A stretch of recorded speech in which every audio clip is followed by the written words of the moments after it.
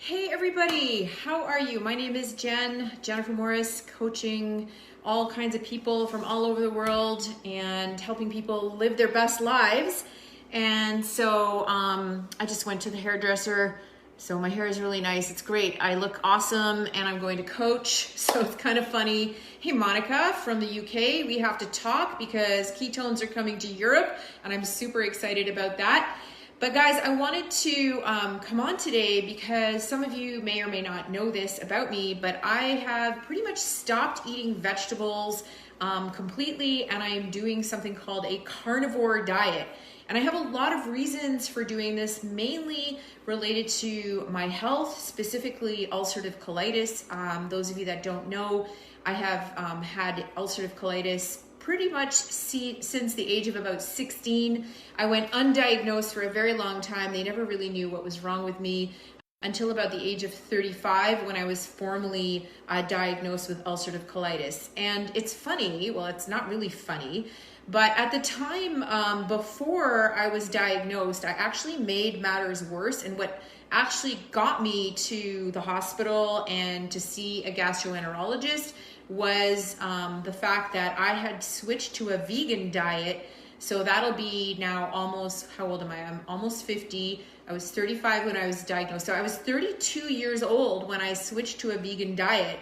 And I switched to a vegan diet at the time because somebody had given me the book called The China Study, which has now completely been debunked and is really not based on science. It's actually based on really bad science and a lot of cherry picking of data. And I didn't really understand that at the time about how, something could be so misguided and so misleading. So it's really scary, actually. Nutritional research, for the most part, is pretty scary and based specifically on what we call epidemiological or more like observational data and not real randomized placebo-controlled trials. So anyway, I basically made matters worse with, I think I probably just had irritable bowel syndrome before I was diagnosed with ulcerative colitis, and then eating basically nothing but vegetables really enhanced the problem, and I gave myself ulcerative colitis. And not to go into too much graphic detail, but it wasn't pretty. So luckily, I didn't have to go on any kind of oral steroids like prednisone at the time. They were able to catch it and put me on some drugs. It was a brand called Azicol. And ironically, I was working for the company that made Azicol, and it kind of was like crazy that I actually was diagnosed with a very disease that I was working for the company that made the drug that treated it. So, and I quickly, it was about a year into me taking those drugs that I was like, I don't want to keep taking these drugs. I really don't want to be taking a drug forever. There has to be a better way. And I started CrossFitting, actually. It was about a 5-year journey of me just researching and trying to figure this out. And I didn't know, but I remained vegan for a little while I was still taking these drugs. And then as I started to dig into this, I actually found Dave Asprey's The Bulletproof Diet, and I found paleo, and I switched to a paleo diet at the time. And that really, really helped me come off of my drugs and helped me keep my ulcerative colitis under control. But what I still didn't really understand, and actually Dave Asprey, the Bulletproof Radio guy, if you've never listened to him, he has been talking about this now for at least 15 years, and it's coming more and more mainstream. And this is why I don't eat vegetables anymore. And I wish I had paid more attention back then. And I'm not saying, guys, that you have to not eat vegetables again. There's a lot of misconceptions around that we need plants to eat to survive. But really, plants would have been eaten by our ancestors only when meat was not around, when there were no animals to kill, or times were sparse. Vegetables and produce and that kind of stuff and fruit was more of a survival food as opposed to a staple in our diets. And that has been proven time and time again. If you don't believe me, you can argue with me if you like, but I can actually show you solid evidence and data on this. If you'd like it, I can point you to all the resources. So if you don't believe me about vegetables and why it's not a good idea personally, especially if you have a health issue that you're struggling with, to eat a ton of vegetables, is because vegetables are plants, and plants have what we call defense mechanisms in them. So think about it from this perspective, and this is just kind of a way of thinking about it. Plants cannot get up and run away from you, right? They are rooted into the ground. They are unable to defend themselves from being picked and eaten. So a lot of plants want us to eat them. So the only reason they want us to eat them is so that we ingest the seeds, and then the seeds are then pooped out, not to be gross, and planted somewhere else, and so they keep growing. So they use us, humans or animals, as a vehicle to spread their babies, to spread their seeds around. So one thing you can do is Google the word lectin, Lectins, and you can try to follow a low lectin diet. It's difficult because lectins are pretty much in anything. As an example, gluten is actually a lectin molecule, and we know that these molecules actually create what is called leaky gut, which inevitably leads to autoimmune conditions, i.e., like what I had, ulcerative colitis. There's literally over 100 autoimmune conditions. Some common ones would be like MS, lupus, rheumatoid arthritis. Those would be some of the ones, psoriasis. Those are some of the more common ones that we hear of, Hashimoto's thyroiditis. Anything with an is in it generally is something to do with your autoimmunity, which basically means that your immune system is attacking itself. Hi, Jennifer from Texas, and hi, Amy from Caledonia. Cool. Hi, guys. Thanks for saying hi. So the first thing is lectins. The second thing is oxalates, spelled Oxalates. And you can also try to follow a low oxalate diet. It gets super confusing. I've tried to do that, but the problem is like there's charts and tables around that show certain foods are low in oxalates and certain are high in oxalates. Kale and spinach, for example, are two of the highest oxalate containing foods or vegetables out there. And I used to eat those by the boatload. Like if you were having kale, hey Larissa, thanks for saying hi. Larissa, I am following the progress of your barn and it's awesome, super exciting. I'm gonna have to come say hi and see what's going on out there. So we'll have to get together. Anyway, so yeah, it's very difficult to actually follow a low oxalate, low lectin diet and to, kind of pick and choose what vegetables you can and can't eat. So for me, the obvious thing, just to keep my life simple, was to go to a carnivorous diet. So I have been carnivore now for, I think it's a year now that I started. I started last January. It might have been last December. I lose track. And I've been pretty much, I would say like 95% carnivore. The only time that I fall off of carnivore is on a special occasion, or if we're going out to a restaurant and I will have a little tiny bit of vegetables, but I will not eat all the vegetables that they put on my plate. And I try to ask at the restaurants for like, can you just give me the biggest cut of meat that you have? Unfortunately, most restaurants will, keep charging you the full price, even though you're not getting all the veggies, but that's okay. I just eat the meat. So, the reason I don't eat those vegetables anymore is because lectins and oxalates are causing problems to my gut and cause problems ultimately to my health. So that is why I am following this carnivorous diet. If you guys are interested in learning more about it, I have a group and it's called Carnivore and Ketones.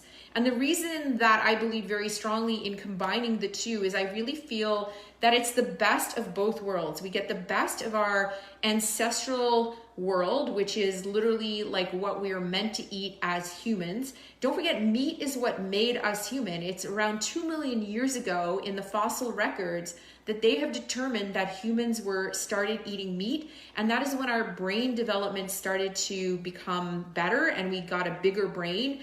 And that is what has, propelled us into where we are today as humans. And so I'm not bashing veganism. It's always a choice.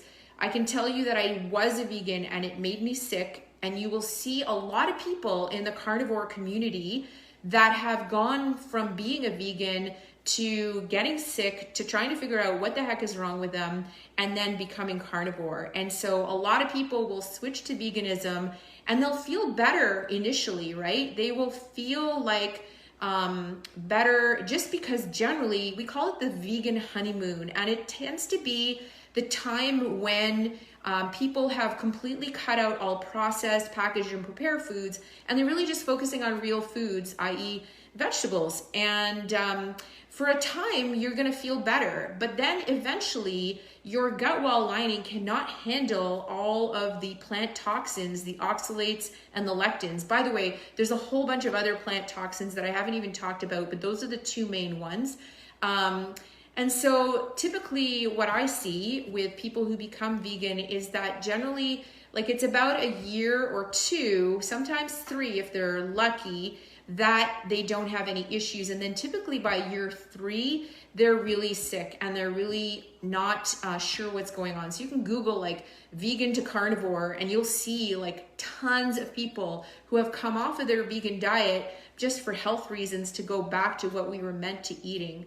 So, you know, it's, yeah, Amy's saying, I have a lot of thyroid issues and I eat a lot of vegetables. I thought I needed nutrient density. No, and this is a big misconception, okay? So a lot of people think, I've got to eat all these vegetables because they have all these micronutrients. Guys, it's not about what's in the food. It's about what you can absorb. And plant nutrients are actually not as bioavailable as you would think.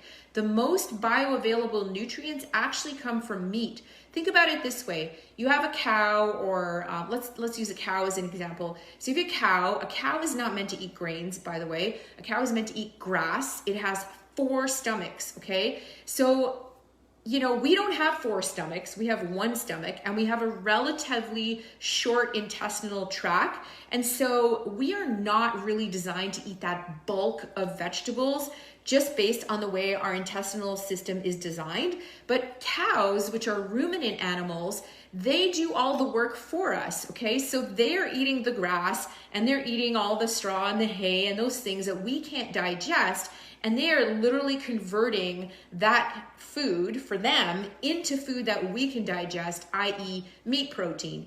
And I can show you slide after slide of bioavailability of nutrients from meat versus plants, and meat wins every time. It just does. And you know, the other huge problem on a plant-based diet is that you're going to suffer from nutrient deficiencies. It's impossible to get B12. That's one main one. It's impossible to get collagen. There is no vegetarian source of collagen out there. You can get it from seafood sources if you're not into eating meat. So there are alternatives, but there's no vegan or vegetarian source of collagen. I'm sorry. And you need collagen for your hair. Like, I just had my hair done and the stylist was like, your hair is so shiny. Why is it so shiny? Like, what are you doing? Is this your natural color? Yes, it's my natural color. I'm almost 50 years old. I have like 1 or 2 little gray hairs that stick out here and there.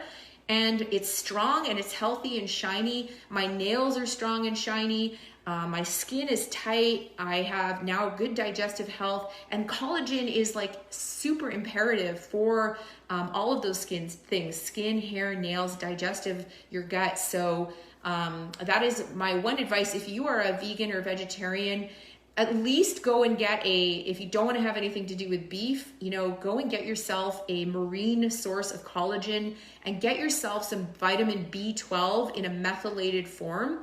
There's a whole bunch of other nutrients that you're not going to get if you're just eating plants. So Amy's saying it's not necessary to eat a ton of greens with a small portion of protein. Okay, noted. Yeah. So what I would suggest, Amy, especially with your thyroid issues, is focus on highest quality meat that you can afford. Hopefully you can afford some grass-fed beef. And what I was going to do, guys, is I was going to say, before I got a little bit sidetracked, is that I have a group. It's called Carnivore Ketones, and my point was going to be, we believe in doing what our ancestors did, which was eat meat and healthy fats from our animals. And you know, if you want to have a vegetable from time and time again, have a vegetable and pay attention to what affects you and what doesn't. For me, when I eat vegetables in too much quantity, like I ate some Brussels sprouts over Christmas, I literally get a food baby. So if you have digestive things like gas, bloating, constipation, diarrhea, it could be the vegetables. So thank you, Jen, or Jess. Yeah, Jess, sorry, I don't have my glasses. That's the one thing. I need glasses. So when you turn 40, welcome to the Can't See Anything Club.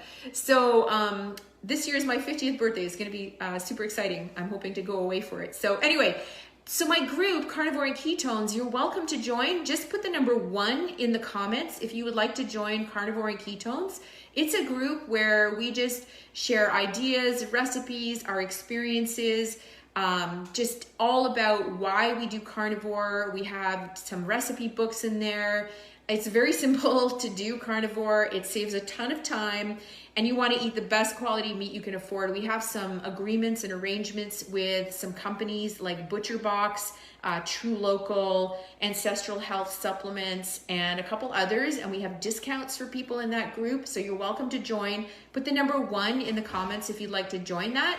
And we believe in using ketones as well, because it's kind of like the modern world, and it's a way of getting, nutrition technology from the best product that I know of to supplement your health, which is pure therapeutic ketones from Prove It, which are the 100% naturally made ones, and also 100% bioidentical to your human ketones.